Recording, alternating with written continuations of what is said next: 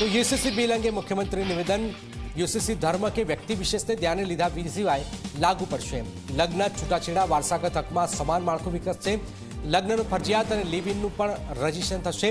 સગીરા સાથે લિવ ઇનના કિસ્સામાં પોસ્કોનો ગુનો નોંધાશે।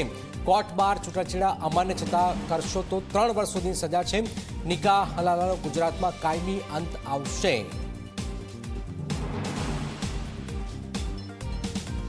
આજના દિવસને સોનેરી દિવસ તરીકે પણ યાદ રાખવામાં આવશે। હર્ષસંઘવીએ વાત કરી છે યુસીસી બિલ અંગે। ગુજરાત માટે આજે ઐતિહાસિક દિવસ છે। મુખ્યમંત્રીએ યુસીસી બિલ રજૂ કર્યું અને દેશને આઝાદી મળ્યા પછી વ્યક્તિગત કાયદાઓ સમાન અને ધર્મના આધારે અલગ અલગ રહ્યા હતા, જેના કારણે સૌથી વધુ નુકસાન બહેનો અને દીકરીઓને સહન કરવું પડતું હતું। બધા માટે સમાન નિયમો લાગુ થશે। We all are equal, A message આ બિલથી આપવામાં આવી રહ્યો છે।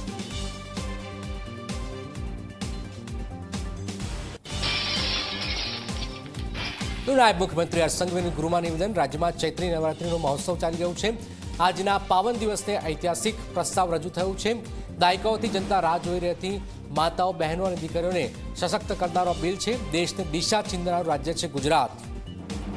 ડેપ્યુટી સીએમએ આ વાત કરી છે। હિતલ અમારી સાથે જોડે। હિતલ, આખરે આ ઉત્તરાખંડ બાદ ગુજરાતમાં બિલ રજૂ થયું છે। વિધાનસભાની અંદર શું ગરમાવો જોવા મળ્યો છે આ બિલને લઈને? શું માહોલ છે ત્યાં?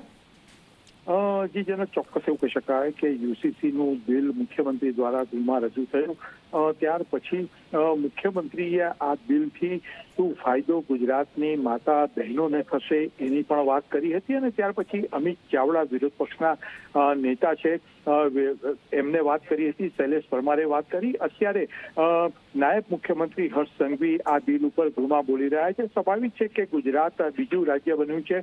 સાથે સાથે તેઓએ સ્પષ્ટ કીધું હતું કે ભાજપની વિચારધારા અને ભાજપના ચૂંટણી ઢંઢેરામાં પણ આ એક વાયદો હતો, એને ભાજપ પૂરું કરવા જઈ રહ્યું છે। માત્ર ને માત્ર તેમને સ્પષ્ટતા પણ કરી હતી કે ક્યાંક ને ક્યાંક આ બિલ જે છે એ ગુજરાતની માતા બહેનો માટે એક આશીર્વાદ રૂપ સાબિત થવાનું છે। એટલે ગુજરાત માટે આ એક ઐતિહાસિક ક્ષણ છે કે જે આ બિલ ગૃહમાં રજૂ થયું છે અને એની પર એના સમર્થનમાં તેઓ બોલી રહ્યા છે। સ્વાભાવિક છે કે જે પ્રકારની ઘટનાઓ અત્યારે સમાજ જીવનમાં બનતી હોય છે, તલાક બોલીને ક્યાંક ને ક્યાંક છૂટાછેડા અપાતા હોય છે, તો તેની પર પણ નિયંત્રણ આવશે એવો સ્પષ્ટ નિર્દેશ તેઓએ આ બિલ થકી આપ્યો હતો। એટલે આવા અનેક મુદ્દાઓ એવા છે કે જેમને ગૃહમાં રજૂ કર્યા હતા અને સૌથી વધારે મહત્વની વાત તેઓએ એ કરી હતી કે ભારતમાં ગોવા એક રાજ્ય એવું છે કે જ્યાં આઝાદી પહેલા સમાન સિવિલ કોડ લાગુ છે, ત્યાર પછી આઝાદી પછી ઉત્તરાખંડ અને હવે ગુજરાત એ દિશામાં આગળ વધ્યું છે। જી જી બિલકુલ બિલકુલ, આભાર